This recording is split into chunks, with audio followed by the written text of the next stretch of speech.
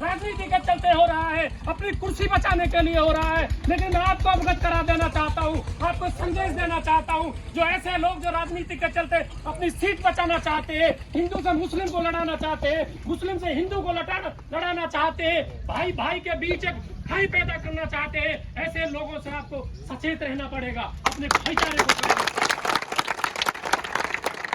आप हिंदू मुस्लिम के भेदभाव को खत्म कर आप भाई भाई के जात पात के भेदभाव को खत्म कर अछेजा का विकास कैसे राह पकड़े, अछेजा के लोगों को बिजली समय पर कैसे मिले, ट्रांसफार्मर के बदलने में समय का अभाव ना हो, नाली का समय पर निर्माण हो, यदि निर्माण भी हो रहा है तो उसकी क्वालिटी मेंटेन हो, उच्च तरीके से जो गुणवत्ता है, जो सीमेंट है वो लगना चाहिए। साथ ही उसके लिए आपको सब जाति को एक होना पड़ेगा।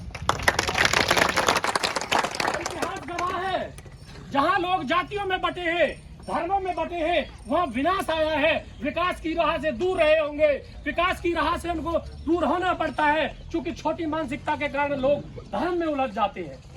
और जब धर्म का चश्मा आपके सिर पे चढ़ जाएगा, आपको अच्छे बुरे में फर्क नहीं आएगा। धर्म इतनी कमजोरी है, धर्म के नाम पे लोगों को आसानी से लड़ाया जा सकता है, धर्म के नाम पे वोटों का बंटवारा किया जा सकता है। आप प्रचार में देखते होंगे, बहुत सारे लोग एक्टिव लोग हैं जो राजनीति के चलते चुनाव में जाते होंगे, कहीं विकास की बात नहीं होती है, कहीं शिक्षा के विकास की बात नहीं होती है, अछेजा के नौजवानों को कैसे रोजगार मिले, वीवो में कैसे सेलेक्ट हो, और भी बहुत सारे बिल्डर हैं, यहाँ इनको कैसे कॉन्ट्रैक्ट मिले, कैसे ठेकेदारी मिले, उसकी बात नहीं होती है। बात होती है तो गुजर की बात होती है, बात होती है तो मुसलमान की बात होती है, बात होती है तो ठाकुर की बात होती है। ये सारी जो बातें हैं साथियों, ये हमारे आम आदमी के घाटे का सौदा है। बड़े लोगों पर फर्क नहीं पड़ता, जो हम लोग हैं, हम जैसे लोग हैं, इसका दंश हमें झेलना पड़ता है, इसकी दुख हमें झेलना पड़ता है। क्योंकि हमारे, आप किसी भी सरकारी हॉस्पिटल में जाके देखिए, मैंने देखा है अपनी आंखों से, मैं उसका साक्षात गवाह हूँ। 70-70 लोगों की लाइनों में लगे रहते हैं, अल्ट्रासाउंड का कोई नहीं होता है, ब्लड की कोई अन्य जांच नहीं होती है। भाई क्यों नहीं होती है? जब सरकार के पास प्रचार के लिए इतना पैसा है, अन्य खर्चों के लिए इतना पैसा है, तो आप स्वास्थ्य व्यवस्था को सुधारने का काम क्यों नहीं करते? और साथियों, जैसे पूर्व में भी राष्ट्रीय अध्यक्ष जी ने बता दिया है, मैं आपसे 1 वर्ष पहली बात करता हूँ। 18 जून 2023 की बात है, एक गरीब के घर में घुस के बिजली वालों ने अपनी दबंगाई दिखाई थी। दनगौर गढ़ी मोहल्ले में एक दबंग लोग जो कॉन्ट्रैक्ट पे लगे हुए होते हैं, उन्होंने रात को जाकर उस गरीब की बिजली काटने का काम किया। उसका बच्चा शिक्षित होने के नाते उसने आवाज उठाई कि आप कानून का उल्लंघन कर रहे हैं। धारा 35 ये नहीं कहती है कि वैधानिक तरीके से आप मेरे घर में प्रवेश करके बिजली काटे, पहले आपको नोटिस देना पड़ेगा, जब आप मेरा कनेक्शन काट सकते हैं। यदि उसने कानून की बात कही तो साथियों, उस बिजली कर्मचारियों ने उस नौजवान को पीटने का काम किया, उसकी मां की बेइज्जती काम करने का काम किया, कर्मचारियों पर किया। बाद में बहुत सारे वो गिड़गिड़ाए। हम वहां पर दनगौर संगठन के तमाम लोगों ने एकत्रित हो गए। हमने कहा दिया, हम पे आप मुकदमा लिखना चाहते हो तो मुकदमा लिखो, लेकिन इस गरीब के साथ न्याय करेगा ये किसान एकता संघ। इस गरीब को आज जब तक न्याय नहीं मिलेगा, दिन 10 हो जाना, रात 5 हो जाना, लेकिन यही मजबूती के साथ अड़े रहेंगे। और ऐसे नकली लोग नहीं है जो अपने, हमें शहादत भी देनी पड़ेगी तो शहादत भी देंगे।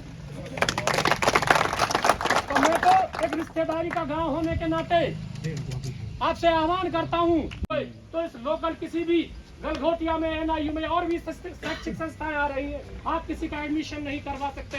बहुत सारी कंपनियां हमारे सेक्टर 24 में आ रही है, उनमें आप किसी को रोजगार नहीं दिला सकते। आखिर इस अछेजा के नौजवान में क्या खराबी है? आखिर इसके पास प्रतिभा की कोई कमी है क्या इनमें टैलेंट नहीं है? आप इनको नौकरी क्यों नहीं देते? जब तक हम चीख कर उनके दरवाजे पर ये बात नहीं कहेंगे, तो साथियों मैं आपको बता देना चाहता हूँ कि 7 समुद्र पार से आपकी कोई मदद करने के लिए नहीं आएगा। आप चाहते हो अफगानिस्तान से आपकी मदद हो, आप चाहते हो कि चीन से आपकी मदद हो, मध्य प्रदेश से आपकी मदद हो, राजस्थान से आपकी मदद हो, मदद के लिए चंद लोग आ सकते हैं, लेकिन आप लोगों की ताकत जब तक एकत्रित नहीं होगी, जब तक आपको लाभ नहीं मिलने वाला है। तो वही बात फिर दोहराता हूँ कि आप खुले मन से, आपका संगठन है। और रही बात पद की भी, पद में हो सकता है, पद एक संगठन को व्यवस्थित करने के लिए होता है। हो सकता है राष्ट्रीय अध्यक्ष सोरेन प्रधान हो, उपाध्यक्ष बाबा देशराज हो, मेहरबान जी हो, जिला अध्यक्ष ये हो, भाई सतीश जी हो, मैं कार्यकर्ता सही, ये पद इस संगठन में मायने नहीं रखता है। इस संगठन का जो मोटिव है, इस संगठन का जो उद्देश्य है, वो गरीब को न्याय दिलाना है, नौजवानों को रोजगार दिलाना है, और न्याय के खिलाफ मजबूती से अपनी आवाज उठाना है। अपने शब्दों को मैं यही खत्म करता हूँ। जय जवान जय किसान, बहुत बहुत धन्यवाद। बाबा आप अध्यक्ष हो, बाबा आप अध्यक्ष बैठ जाओ, अभी बैठ जाओ।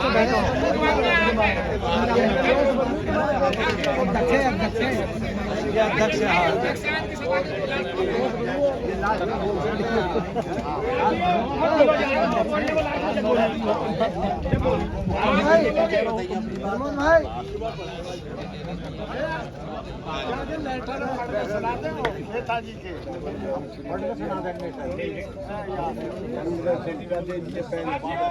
हमारे पास में वक्ता बहुत है। हमारे भाई अजय शर्मा जी जो चिकित्सा प्रकोष्ठ के प्रदेश अध्यक्ष हैं वो भी बोलना चाहते थे आपके बीच में। हमारे जिलाध्यक्ष भाई पप्पू नागर भी बोलना चाहते थे।